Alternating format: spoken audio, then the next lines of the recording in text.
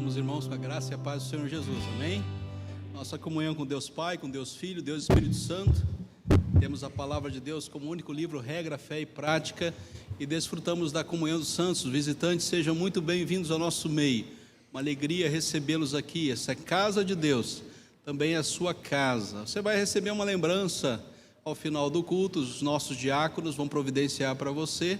Ali tem uma ficha, você pode escrever seu nome, escrever seu WhatsApp, e a gente vai entrar em contato com vocês para a gente conversar um pouco mais sobre a Igreja Presbiteriana do Jardim Satélite, e a alegria de recebê-lo aqui, se possível fazermos uma visita a você. Seja muito bem-vindo à casa de Deus. Pela manhã me esqueci, fiz uma leitura rápida dos aniversariantes, está ali no boletim, se você tiver ele à mão. No dia 19, nós temos a nossa centenária, Dona Julinha, Dona Júlia da Silva Lazzarini. Então, Dona Júlia completa 104 anos, né? Ela está aí perpetuando, vai deixar a gente na mão, e nós vamos e ela fica, né? Com a graça de Deus, está aí abençoando a nossa igreja, sempre orando, sempre intercedendo pela vida da igreja. Não pode estar aqui conosco hoje, né, Mara? Mas nós estamos agradecendo a Deus pela sua vida. Já oramos hoje de manhã por isso. Abra sua palavra, sua Bíblia, Tiago, capítulo de número 4. Palavra de Deus, Tiago, capítulo de número 4.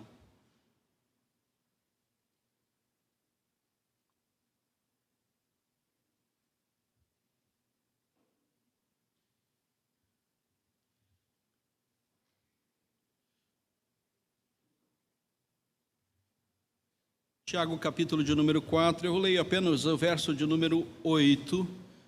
Tiago, capítulo 4, verso de número 8. Chegai-vos a Deus, e Ele se achegará a vós outros. Purificai as mãos, pecadores, e vós que sois de ânimo dobre, limpai o coração. Meu Deus, obrigado pela Tua palavra, obrigado porque podemos abri-la nesta noite, nesse momento de culto, de adoração, de louvor, de exaltação.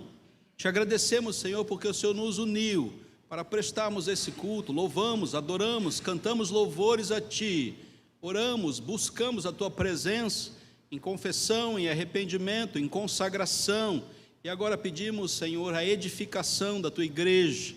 Teu Santo Espírito encha os nossos corações com a Tua palavra, e que possamos, alimentados pela mesma, viver dias felizes aqui na terra, até chegarmos na glória, na bem-aventurança de uma caminhada em Cristo Jesus. Obrigado por essa certeza, por essa convicção que vem da Tua palavra, e nós te agradecemos pela mesma que está conosco. Oramos em nome de Jesus, amém. Queridos, Deus é o Deus da comunhão. Nosso Deus está pronto a se unir à sua imagem e semelhança. Tal foi a intensidade disso, que mesmo posterior à nossa queda, Ele foi nos buscar graciosamente para a sua presença. Deus é o Deus da comunhão, é o Deus que nos traz junto de si e nos coloca à mesa para participarmos do mesmo pão e do mesmo cálice. Deus nos busca na sua graça, constantemente, diariamente, intensivamente. E Deus não nos abandona em momento algum. Ele não tem a menor dificuldade de lidar conosco, mesmo na nossa pecaminosidade, mesmo na nossa lida incerta, mesmo os nossos desejos mais distantes dele mesmo. É dado a Deus ser o Deus da comunhão, e Ele nos busca para si. Ele nos tira do lamaçal do pecado e nos busca mediante a sua graça. Ele não permite que nós fiquemos na miséria da carne, mas no seu Espírito, Ele nos reconstitui na sua presença. Deus é o Deus da comunhão, e Ele está pronto a buscar cada um de nós em cada uma das nossas mazelas. Não há condição a nós de andarmos distantes de Deus, porque Deus é o Deus da comunhão. Ele está pronto a erguer o seu próprio Filho no madeiro, para que todos nós estivéssemos aqui juntos, prestando culto, louvor e adoração a Ele. Se fosse por nós mesmos, nenhum de nós estaria aqui. Todos nós estávamos andando segundo os nossos desígnios e caminhos. Há muitas coisas para se fazer nessa noite, e nós desejamos estar na igreja junto com os nossos irmãos para prestar culto a Deus, porque Deus é o Deus da comunhão, é o Deus que une o seu povo, é o Deus que busca o seu povo, é o Deus que reconcilia o seu povo, sendo nós ainda pecadores. É o próprio Deus que dá tal condição, irmãos, senão nós não estaríamos aqui. Teríamos muitas outras coisas melhores para fazer, mas porque Deus é o Deus da comunhão, nós decidimos sair das nossas casas hoje, deixar a nossa segurança e nossa individualidade e estar aqui junto com os nossos irmãos em Cristo. Não porque somos perfeitos, mas porque Deus é o Deus da comunhão. Havia uma história, uma parábola contada por Jesus, e um pai tinha 2 filhos, e um dos filhos decidiu trilhar outro caminho, e falou: pai, me dá parte da minha herança, que eu quero viver minha vida em outro lugar, com outras pessoas. E esse filho se apartou da sua casa, do seu pai, da sua família. Ele era filho, se distanciou de Deus, se distanciou do pai. E numa analogia da nossa relação com Deus, há uma tendência no nosso coração, queremos ser independentes, participar da filiação, mas não participar da convivência. Queremos aprender a ser independentes, andar segundo as nossas próprias decisões, segundo os nossos próprios recursos. E a história todos conhecem bem, Lucas capítulo 15, esse filho passa por miséria, perde tudo que tem, fica abandonado por toda a sociedade, e nessa hora, diz o texto, caindo em si, lembrou da casa do pai, lembrou dos trabalhadores que eram bem tratados, lembrou e trouxe à sua memória como era viver na casa do pai. O Deus da comunhão tem a mesma postura do pai amoroso diante do filho perdido. E percebam, não é alguém alijado da casa, mas é filho da casa. E nós constantemente nos identificamos com o filho perdido, porque nós queremos trilhar caminhos fora do cuidado e da bênção de Deus. Queremos andar segundo os nossos próprios desígnios, e como filho perdido, precisamos cair em si e voltar à comunhão. Ninguém vai trazer ninguém para a comunhão, é um passo que cada um dá por si mesmo. Nós só podemos orar, interceder, suplicar pela bênção de Deus sobre aqueles que decidiram viver uma vida perdida de Deus. Não cabe a nós fazer ação e a operosidade do Espírito, somente Ele faz com que o cristão caia em si, e cair em si é voltar à comunhão, da qual Deus nunca nos dissociou. Para Deus, o tempo certo, a hora certa, e no momento dele, haverá de cair em si tal filho perdido. A certeza que nós temos, queridos, é que nós temos um Deus que é o Deus da comunhão, mas que nós precisamos fazer um caminho de volta. O parágrafo que lemos, olhe bem para ele. É um texto que fala da comunhão da igreja, e essa comunhão está prejudicada. É um tempo de contendas, é um tempo de litígio, é um tempo de discussão entre os irmãos da igreja. E Deus vem até esta igreja, na sua palavra, e diz: Deus, resisto aos soberbos, mas eu dou graça aos humildes.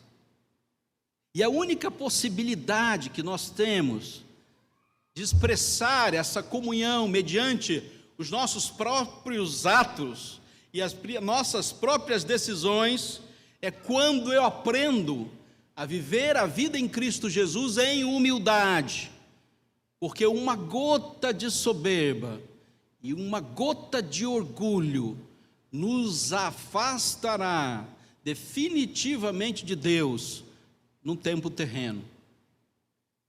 Eu não posso me exaltar na presença de Deus.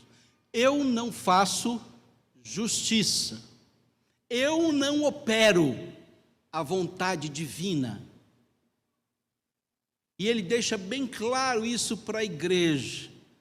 Vocês têm que continuar lutando para viver unidos como povo de Deus. E o texto fala dessa caminhada de resistência de Deus àqueles que permitem aos seus corações a soberba e o orgulho. Deixa que eu me viro, Pai, me dá a minha parte da herança, que eu vou tocar a minha vida. Essa decisão diante de Deus nos coloca numa posição de soberba e de orgulho, caindo em si, reconhecendo a sua necessidade. O filho retorna e diz: Senhor, não me trate mais como filho, mas como um dos seus trabalhadores, e reconhece o seu estado de miséria. Todos nós fazemos isso constantemente, queridos. Talvez você não tenha a intensidade disso, mas toda vez que nós pecamos, nós trilhamos o caminho do filho perdido. Nós caímos em nós, tomamos a consciência de que somos pecadores. Que bênção é estarmos diante do Deus da comunhão. Então, queridos, faço 3 perguntas. Com quem andamos? O que fazemos? E por que fazemos? Com quem nós andamos? O que a gente faz? E por que a gente faz? Em primeiro lugar, em comunhão com Deus, nós queremos proximidade com Ele. Antes de qualquer proximidade, eu me aproximo de Deus. Deus se aproxima de mim porque Ele é o Deus da comunhão. Mas eu me aproximo de Deus. Eu tenho desejo, em mim calha o estar reverentemente na presença de Deus. É isso que me motiva viver a vida em comunidade. Estar na igreja é um ato de aproximação dos irmãos, mas em primeiro lugar é um ato de aproximação de Deus. Quando eu venho para a igreja, eu sei que aqui há um grupo de irmãos que já pactuou, que juntos estariam cultuando a Deus. E o andar em direção à igreja é um andar decisório, onde eu mesmo decido estar chegando na presença do Pai, junto com os meus irmãos em Cristo Jesus. É tão gostoso quando nós podemos fazer isso na comunhão dos irmãos. São datas inesquecíveis. O tempo em que louvamos ao Senhor, e o povo de Deus, Antigo Testamento, dizia: que saudades que nós tínhamos de ir ao templo juntos, cultuar ao nosso Deus, louvar ao nosso Deus, e agora estamos perdidos, estamos isolados, estamos abandonados em meio a toda a criação. Quero trazer ao meu coração aquilo que pode me dar esperança, e a lembrança do cultuar a Deus bastava para que esse povo de Deus se sentisse motivado a continuar a sua caminhada espiritual. Assim como a misericórdia de Deus se renovou nesta manhã, nós desejamos a presença de Deus. Nós precisamos de estar próximos de Deus. Para cada uma das nossas decisões, eu preciso desta sintonia. Ainda que os tempos não sejam tempos bons, ainda que o meu coração esteja em frangalhos, eu tenho Deus, e Deus está próximo de mim. Em comunhão com Deus, nós também buscamos pela purificação, diz o texto. Purificai as mãos, pecadores. E essa é a pior hora para nós, né? Reconhecer que nós somos pecadores é algo extremamente impactante, porque eu sei que eu fui criado para glorificar a Deus. E toda vez que eu me afasto desta glorificação e faço algo que desagrada a Deus, o meu coração se condói. E eu sei que Deus há de me resistir, porque a soberba toma conta de mim, e eu prefiro mais a minha vontade do que a vontade de Deus, por isso peco. E nessa hora que peco, reconheço que sou pecador. Isso dói em nossos corações. E a orientação de Tiago capítulo 4 é que para você viver em comunhão com Deus e com o seu povo, você precisa purificar. E só há um caminho, que é o arrependimento e a confissão de que sou pecador e de que eu preciso do perdão. Quando tal faço, queridos, a manifestação da graça de Deus é poderosa para conosco, e recebemos o perdão de Deus. Quantas vezes devo fazer isso? Sempre que pecar, sempre que a minha vontade sobrepujar a vontade de Deus, e Deus sempre tem na sua vontade o que é bom, o que é perfeito e o que é agradável para nós. A minha vontade sempre será a contrapartida do que é bom, do que é perfeito, do que é agradável para Deus. Purificai as mãos, pecadores. Pare com essa contenda, pare com essa discussão, pare com esse assunto, porque esse assunto não está edificando a nossa casa, a nossa família. Volte para a comunhão, volte para o bem-estar, para o bem dos nossos filhos, para o bem dos nossos netos, para o bem da família da fé.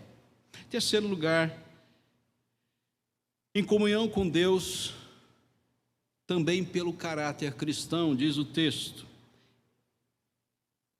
e vós que sois de ânimo dobre, limpai o coração. Ânimo dobre são duas caras. Eu tenho uma cara para a igreja e uma cara para a sociedade. É a capacidade que eu tenho de trocar minhas máscaras. E a palavra de Deus nos orienta hoje que para a gente viver em plena comunhão com Deus, eu tenho que ter uma cara só. Aonde eu for e o que eu fizer, diante da minha família, diante da minha igreja, diante da sociedade, eu tenho que ser como Deus quer que eu seja. O caráter cristão conduz a vida do seu povo. Nós não negociamos os fundamentos, nós não abrimos mão dos fundamentos. Ainda que a sociedade evolua, progrida, se desenvolva e nos leve para tempos onde a igreja é dispensada, nós não abrimos mão do caráter cristão e dos valores cristãos. Se for necessário ir até a morte, lá chegaremos, porque todos nós estamos realmente aguardando essa data tão especial de chegar na glória. Não quero morrer tão cedo, mas diga a dona Julinha aí com 104 anos. Mas, se necessário for, não abro mão dos fundamentos. Continuarei sendo. E o fundamento diz que nós somos pecadores, que nós precisamos confessar as nossas falhas e que precisamos viver humildemente, que a soberba faz divisão entre nós e Deus, e lutamos todos os dias com tal soberba e com tal orgulho. Não sou eu mais quem vive, mas é Cristo Jesus que vive em mim. Isso performa o nosso caráter. Não quero glórias para mim, mas quero glórias para Deus. Isso perfaz a nossa caminhada cristã. Isso faz de nós aqueles que vivem em comunhão com Deus e com seus irmãos. Termino, queridos. Aproxime-se de Deus. Você precisa da comunhão com Ele. Você precisa da igreja. Você precisa dos irmãos. Você precisa estar junto com. Não dá para viver longe do povo de Deus. Segundo lugar, examine-se a si mesmo. Deixe que Deus te liberte. O fardo do pecado já foi carregado por Cristo. Arrependidos e confessando as nossas falhas, recebamos o perdão de Deus para as nossas vidas. O sangue de Cristo Jesus nos purifica de todo pecado. Terceiro lugar, posicione-se na vida. O que se requer dos dispenseiros da graça de Deus é que cada um deles seja encontrado fiel diante daquele que nos salvou. Cada um de nós vivendo em fidelidade, com um reservatório de fé que Deus providenciou para nós, no seu amor e na sua compaixão, viveremos na presença de Deus, na comunhão com Ele e com o seu povo, até que Ele volte, ou até que estejamos com Ele. Sim, queridos, esses somos nós. Vivemos em comunhão com Deus, e Deus é o Deus da comunhão. Que Deus abençoe a sua palavra, guarde-a no seu coração. Amém.